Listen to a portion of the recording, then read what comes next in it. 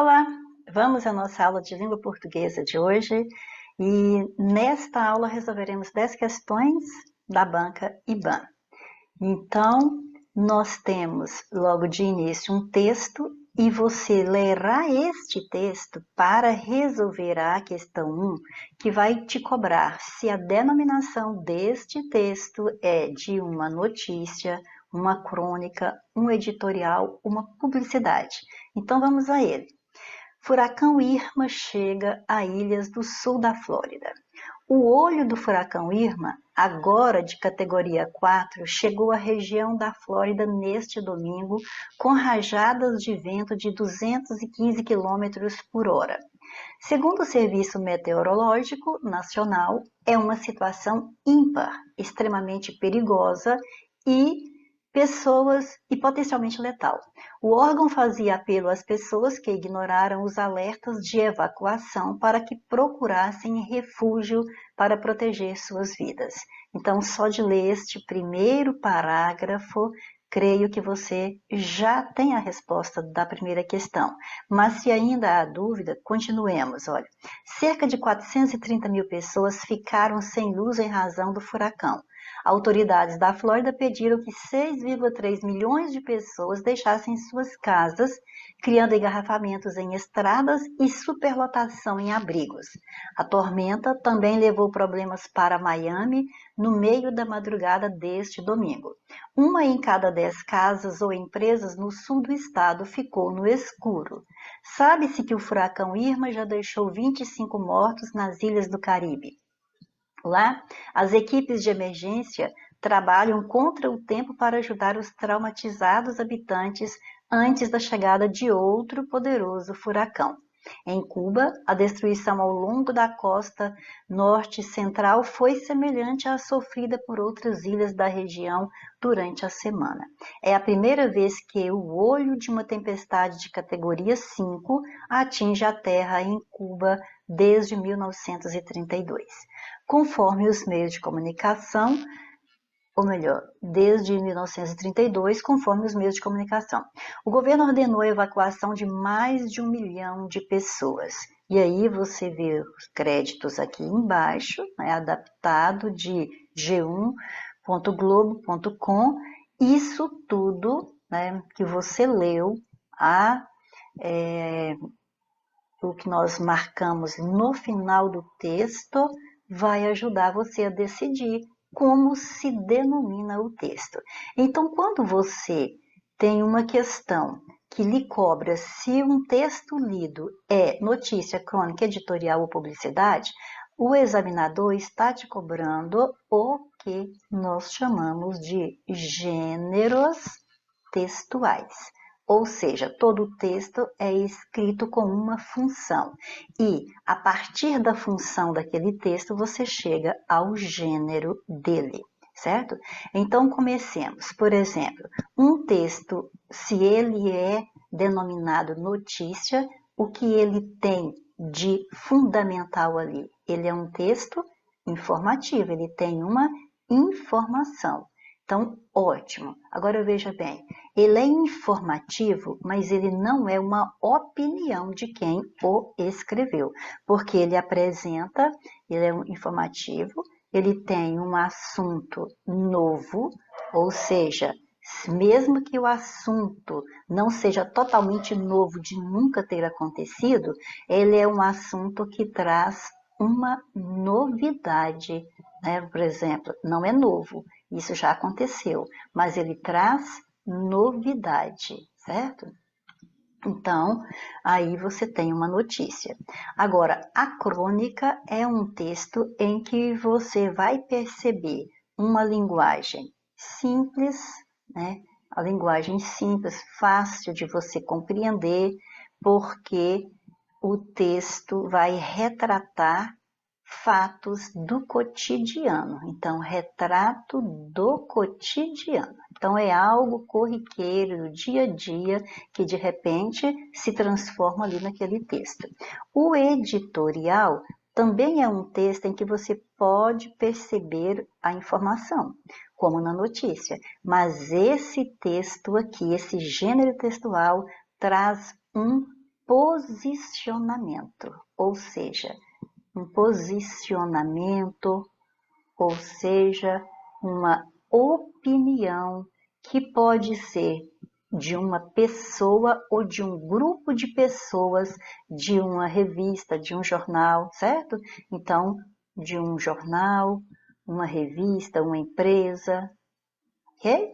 Então, assim é que você vai chegar à conclusão de como se denomina o texto, né? E a publicidade, ela vai trazer ali uma comunicação que você pode entender que é uma informação também, mas é uma comunicação em massa, quer dizer, né? É para público bem variado, para um público bem grande, né? Por exemplo, pode atingir a todo mundo que chegar a esse texto com fins comerciais. Então, depois que você passa por estas pequenas informações, você já vai começando a excluir. Por exemplo, nós não lemos um texto que, mesmo que ele interesse a um grande público, não é com fins comerciais. Então, nós não estamos diante de uma publicidade. Nós estamos diante de um texto que trouxe informação, sim, mas não tem um posicionamento de alguém ali, não tem uma opinião. O que foi relatado ali é o que aconteceu, não é a opinião de uma pessoa. Então, não é um editorial.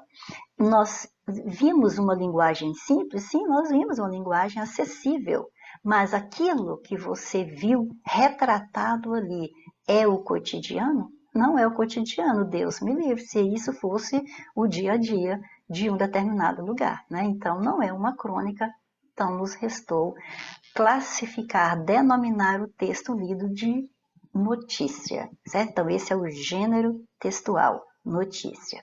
E vamos à questão 2. Segundo o Serviço Meteorológico Nacional, é uma situação ímpar, extremamente perigosa. Aí você tem nesse trecho a palavra segundo. E essa palavra aí teve o objetivo de introduzir uma indagação. Uma indagação é uma pergunta, não está perguntando. Um exemplo também vai ser introduzido no texto com palavras, por exemplo, né, a própria palavra, a expressão, por exemplo, ou então como, né? Aí sim você teria um exemplo. Então, não, ali não é um exemplo. Uma citação é a fala de alguém, é a fala de alguém que foi colocado no seu texto, é uma fala de outra pessoa que não é o autor do texto e que você vai perceber que pode vir entre aspas ou não, porque o autor desse texto que está sendo escrito, pode traduzir a fala da outra pessoa com suas próprias palavras.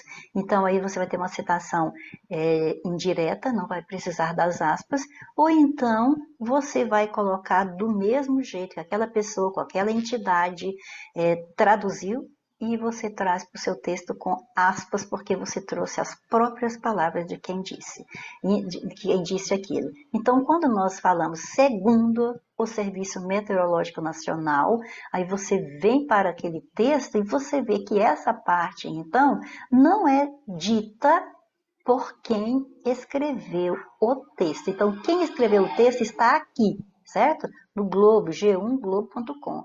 Mas quem falou isso aqui, que é uma situação ímpar, não foi o jornal o Globo, certo? Então, foi outra pessoa, outra entidade. Então, nós estamos sim diante de uma citação. E como eu disse, que a citação pode ser direta ou indireta, essa é uma citação indireta, porque não há as aspas. Então, quer dizer, o Serviço Meteorológico disse e essa informação que está aqui, mas não quer dizer que disse com estas próprias palavras.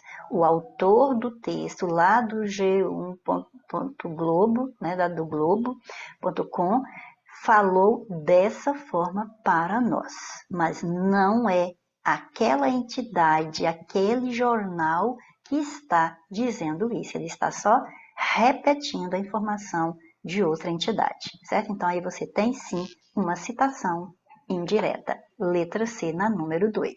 Na número 3, nós temos um trecho grifado no seguinte período, para nós sabermos que, em relação, né, a esse trecho que está sublinhado, qual vai ser o sentido dele. Então, vejamos. Autoridades da Flórida pediram que 6,3 milhões de pessoas deixassem suas casas, criando engarrafamentos em estradas e superlotação em abrigos. Então, vejamos qual é o efeito disso aqui. Então, você observa que a primeira coisa que aconteceu foi o quê? Que as autoridades pediram que as pessoas deixassem suas casas. Então, pediram isso às pessoas. Então, aconteceu isso. Depois, por causa desse pedido, aconteceu esse fato, que foi o engarrafamento nas estradas e a superlotação nos abrigos. Então, isso que está grifado é o quê? É um fato que veio depois desse. Este aqui ocasionou este aqui. Então, este que está grifado é resultado daquele primeiro. Então, isso não é uma oposição, não é uma condição, nem finalidade, e sim uma consequência. Então, esse pedido foi a causa e esse efeito aqui do engarrafamento e a superlotação nos abrigos foi a consequência. Letra D. Na questão 4, o examinador diz a você que temos uma palavra em linguagem figurada em uma destas alternativas. Então, linguagem figurada é aquela que tem um valor subjetivo, que traduz uma opinião de quem o escreveu, de quem a escreveu, um valor subjetivo, ou seja, um valor não literal, ok? Então vamos ver. Chegou à região da Flórida neste domingo com rajadas de vento de 215 km por hora. Bom, todas as palavras aqui significam aquilo que literalmente todos compreendemos que é. Então não há linguagem figurada aqui. Cerca de 430 mil pessoas ficaram sem luz em razão do furacão. Também só sentido literal denotativo. As equipes de emergência trabalham contra o tempo para ajudar os traumatizados habitantes. Bom, também só linguagem literal. É a primeira vez que o olho de uma tempestade de categoria 5 atinge a Terra em Cuba. Olha, olho de uma tempestade. Repare que olho aqui não é o olho como literalmente nós conhecemos, certo? Então, isso aqui é só para indicar a parte central dessa tempestade, certo? Então, aqui sim, você tem a palavra olho no sentido figurado, que você também pode encontrar com a palavra conotação ou sentido conotativo, dependendo de como o examinador queira te perguntar. Certinho? Então, nesta questão 4, você foi cobrado, o candidato foi cobrado sobre linguagem figurada, que é o sentido conotativo da palavra, que é o sentido não literal, porque o literal, como você está vendo nas 3 primeiras alternativas, é a denotação, ou sentido denotativo, ok? Então vamos a 5. Potencialmente letal, linha 7. O significado da palavra sublinhada se relaciona com a ideia de possibilidade, simplicidade, dificuldade ou agilidade. Então, sem voltar ao texto, com certeza já dá para que nós eliminemos a simplicidade. Agora, as demais, você já fica assim, meio que achando que qualquer uma poderia ser. Então, por isso, nós temos que voltar ao texto e vermos esta palavra, potencialmente, no contexto em que ela foi aplicada. Porque como está falando de um furacão, a gente pode pensar em agilidade, porque vem muito rápido. A gente pode pensar em dificuldade, porque vai trazer dificuldade para a população. Mas também existe, né, a chance de ser uma possibilidade dentro do contexto que foi dita. Então, voltemos à linha 7 do texto. Então, a linha 7 está bem aqui, mas precisamos ler antes para poder avaliar bem o sentido da palavra. Olha, o olho do furacão Irma, agora de categoria 4, chegou à região da Flórida neste domingo, com rajadas de vento de 215 km por hora. Segundo o Serviço Meteorológico Nacional, é uma situação ímpar, ou seja, não aconteceu igual.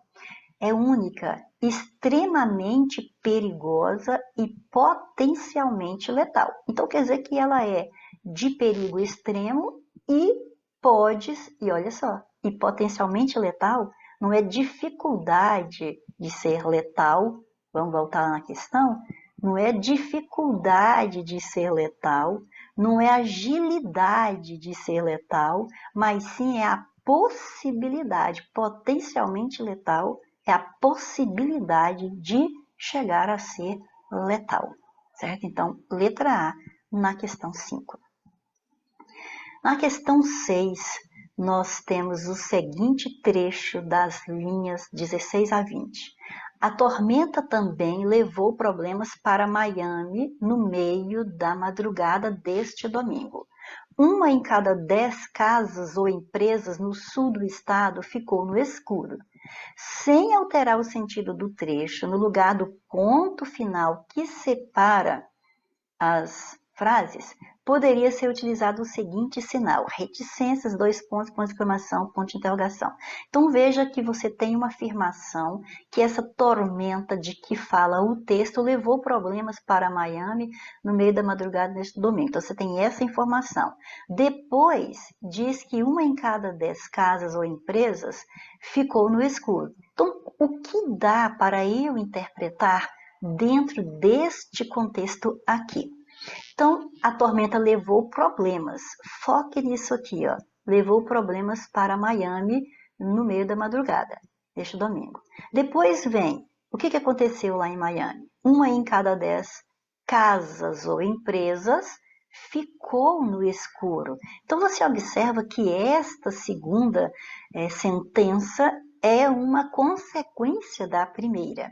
Então, se ela é uma consequência da primeira, você não pode separar. Já vamos eliminar as duas opções mais fáceis de não serem a resposta, que é o ponto de exclamação, o ponto de interrogação. Depois, porque o ponto de exclamação vai admirar, vai mostrar uma admiração, uma surpresa, você não tem isso aqui. O ponto de interrogação vai questionar, vai mostrar um questionamento. Você não tem o questionamento, não tem como a segunda sentença ser uma sequência de resposta, né, para a primeira, para eu colocar ali um ponto de interrogação. E as reticências vão te dar uma suspensão do pensamento, que quando eu marco essa suspensão no texto, pode ser porque eu estou com dúvida do que eu diria na sequência, ou porque eu quero despertar no meu leitor o pensamento dele, a imaginação dele, e aí então não tem como, não tem campo para eu suspender meu pensamento aqui para que o leitor pense alguma coisa, porque eu não deixei essa opção, uma vez que já coloquei o resultado da primeira sentença. Esses problemas que foram levados para lá casas e empresas ficaram no escuro. Então, você não tem uma suspensão de pensamento ali. Você tem uma conclusão do que você disse primeiro para o que você diz para o segundo. Então, o segundo está concluindo, está dando o resultado do primeiro. Então, simplesmente 2 pontos. É a mesma coisa, não é o mesmo assunto, mas seria a mesma coisa de você falar que foi ao mercado e comprou várias coisas. 2 pontos. E aí começa a citar essas coisas, certo? Ou seja, exemplificar aquilo que você disse na primeira sentença. Então, é o que aconteceu aqui. Os 2 pontos servem para outros fins também, mas nesse texto é como se fosse explicar, né, o que se disse na primeira sentença, explicar que problemas foram esses, explica aí para mim. Então, os 2 pontos podem anteceder, entre outros fatores, uma explicação. E a segunda sentença aqui explica, esclarece a primeira. Então, 2 pontos sem mais delongas. Questão 7. A palavra meteorológico é acentuada por ser proparoxítona. Então, o que é uma palavra proparoxítona? Na língua portuguesa, nós temos 3 posições para que uma sílaba tônica seja colocada. E aí, nós vamos ter estas classificações aí, ó. Oxítona, se a sílaba tônica for a última da palavra. Por exemplo, a palavra café. Então, a última sílaba é tônica, então aí você tem uma palavra oxítona. Mas você pode ter uma palavra paroxítona, né? Então, é quando nós vamos ter a sílaba tônica em penúltima posição. Por exemplo, você tem a palavra água, água. Então, a penúltima sílaba é a tônica, então a palavra é paroxítona. Mas você ainda tem uma terceira possibilidade de identificar a sílaba tônica na palavra na antepenúltima sílaba. Por exemplo, sábado. Então, aí você vai ter a palavra proparoxítona. Então, última sílaba tônica, oxítona. Penúltima, paroxítona.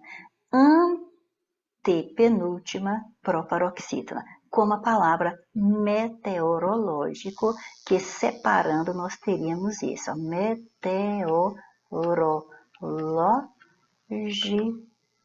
Última, penúltima, antepenúltima. E para cá não teria mais sílaba tônica, certo? Só existem essas 3 na língua portuguesa. Então, outra palavra do texto, acentuada em função da mesma regra, uma vez que lembremos, todas são acentuadas, você identificou uma palavra proparoxítona, já se lembre também da regra de acentuação. Todas são acentuadas, certo? Então, aqui nós temos todas acentuadas mesmo, olha só. Porém, ímpar só tem a última e a penúltima sílaba, então é impossível de ser uma proparoxítona. Órgão, a mesma coisa, né? Não é pró e sim paroxítona.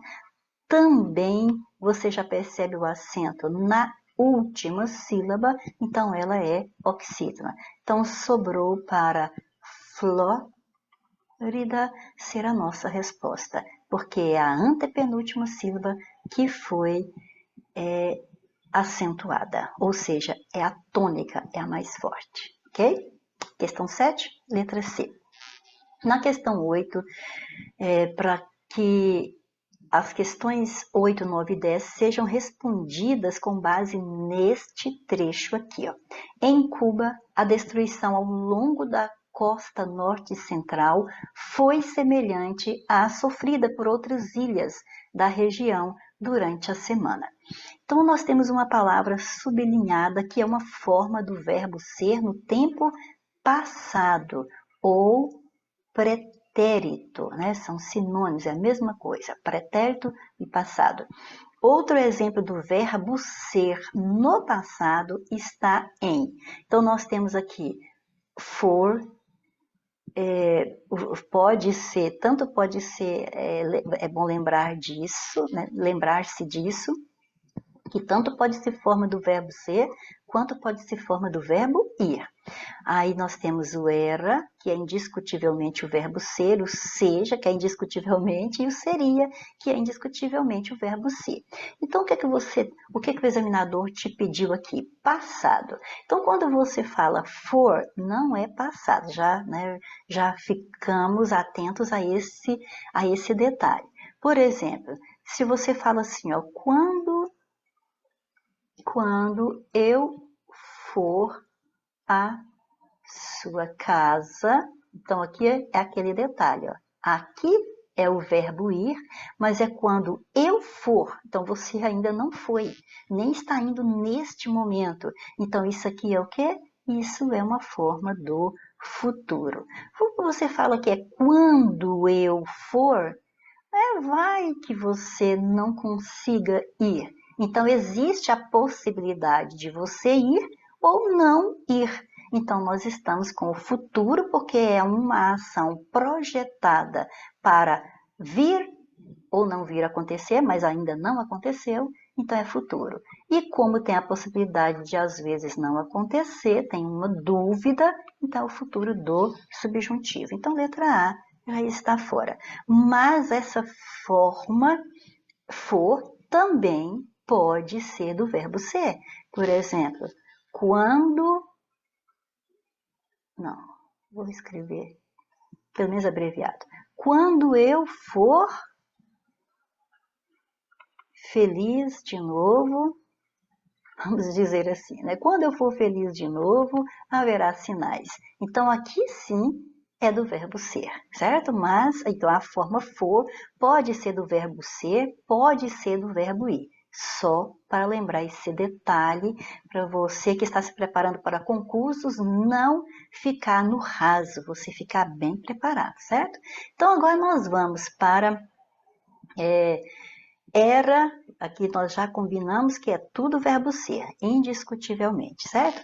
Mas quando você fala, olha só, vamos resolver só pela lógica agora. Quando você fala seria, por exemplo, seria, você já está vendo que é seria, então ainda não foi, ainda não é. Então isso aqui é o quê? Futuro. Então só de falar isso já tirou a letra D, porque você está procurando uma da forma do pretérito, do passado. Agora, seja, olha, seja quer dizer que você ainda não foi também. Então, seja é uma forma do presente, do subjuntivo, ou pode ser também do modo imperativo, certo? Porque presente é agora, no momento presente, você colocando uma possibilidade de alguém ser algo, certo? E o imperativo é você colocando uma ordem. Então, essa forma aí pode pertencer tanto ao presente do subjuntivo, se trouxer uma possibilidade, quanto ao imperativo, se trouxer uma ordem, um conselho, uma advertência. Por exemplo, espero que você seja feliz. Então, só de eu falar espero que você seja feliz, você está vendo que esse seja trouxe aqui uma possibilidade. Então, aqui você tem o seja presente do subjuntivo. Agora, se eu olhar para você e disser assim, seja feliz, meu filho, nada mais, tá? Seja feliz, criatura de Deus, nada mais. Então aí eu estou dando uma ordem ou fazendo um pedido para você. Então aí nós estamos diante do modo imperativo, certo? Então esse seja ou é presente do subjuntivo ou é modo imperativo, dependendo do contexto em que for aplicado, ok? Então, de longe você já sabia que esse era é algo que já foi. Então, quer dizer, é a nossa resposta, é o nosso pretérito. E, digamos com mais propriedade, pretérito imperfeito do indicativo. Indicativo porque vai lhe passar uma certeza.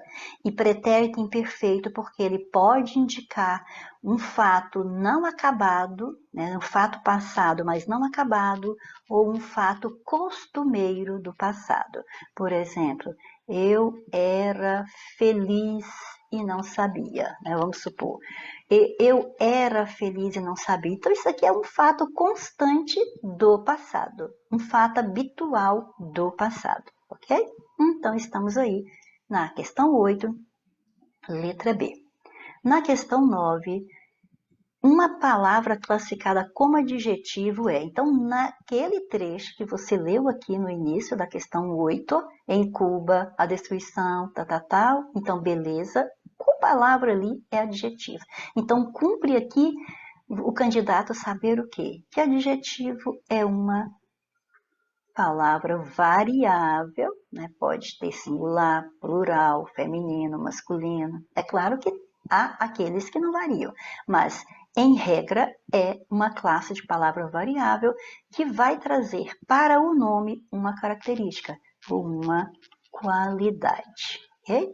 A característica é aquela essência do ser. E a qualidade pode, vamos dizer, é tudo adjetivo, mas a qualidade é algo mais subjetivo, pode indicar um estado, certo? Ou uma atribuição, né, de uma característica que você não é permanente naquele ser, mas que alguém atribuiu, certo? Então, quando você olha para Cuba, Cuba não é característica de nada. Cuba é um nome, então Cuba é um substantivo próprio. Outras, olha aí, se eu quero definir, identificar se uma palavra é adjetivo ou não, eu posso pegar uma palavra que eu tenha certeza que seja substantivo e tento colocar ali ao lado a outra palavra. Se der certo, aquela é adjetivo. Por exemplo, vamos dizer que eu pegue a palavra homem. Homem Cuba ficou meio estranho, então Cuba não é adjetivo. Mulheres outras não é a característica das mulheres, né? Mulher destruição não é também a característica da mulher. Se eu falasse destruidora, né, tudo bem, mas destruição, não.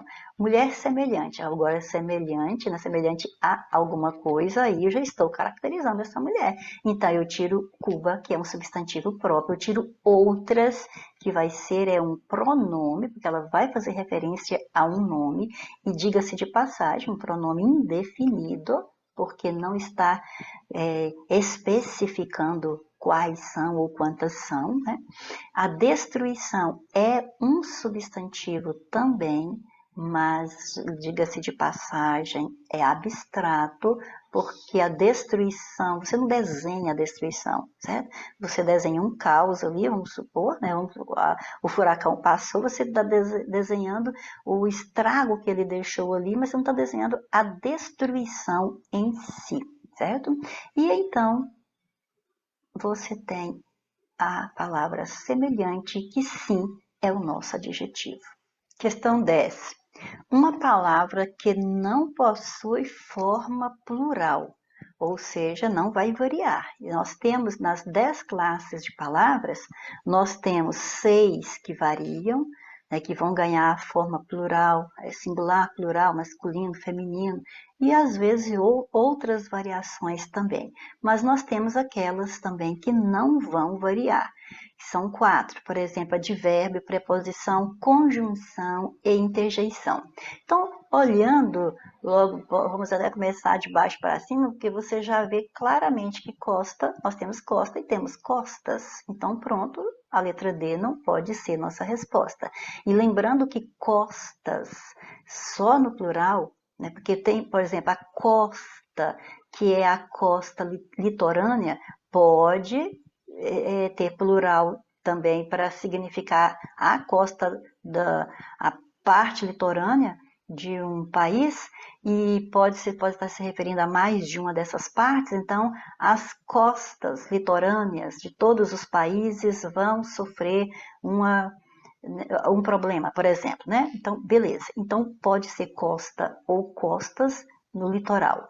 Mas, quando for costas, parte do corpo, aí costas só no plural, certinho? Então, litoral, a parte litorânea do país pode ser costa ou costas, se você estiver se referindo a mais de um país, por exemplo, né?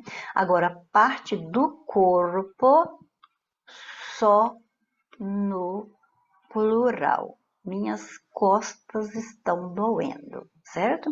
Norte ou nortes. O norte do país, os nortes de cada estado do país. Então, beleza. Sofrida ou sofridas, mulher sofrida, mulheres sofridas. Mas durante não existe durantes. É uma preposição, um advérbio que se usa como preposição, indicando duração de algo e que não varia. Aí está a nossa resposta, ok? Então, muito obrigada pela atenção e até a nossa próxima aula.